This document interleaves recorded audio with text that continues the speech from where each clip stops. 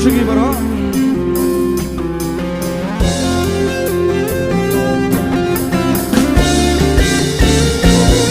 Anh insan hatinuglay Bangin yaden tibade Ingin minot patpuli Nagtinuglay Nasetan uwan yale.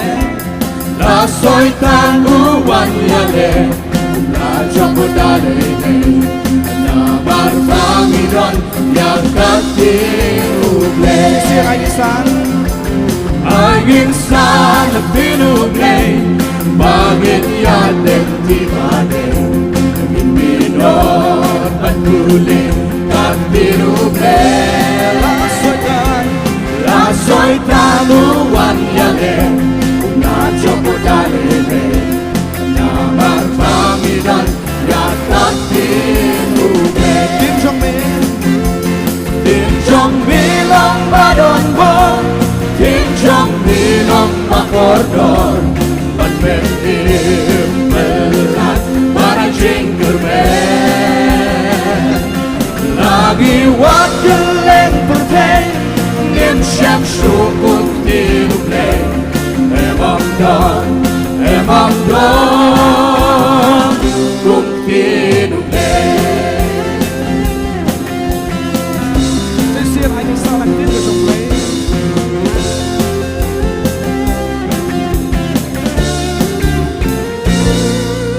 Insan hatinuglay Bakit yaden tibade Ingin minot patpuli Katinuglay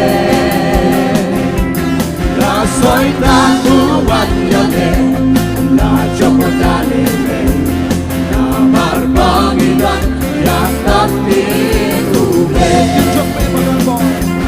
Tim Jong Mi badon bon.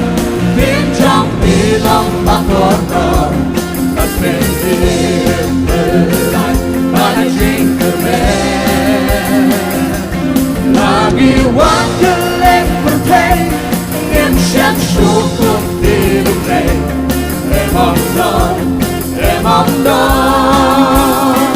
Kung tinuglay Tim Jong Mi.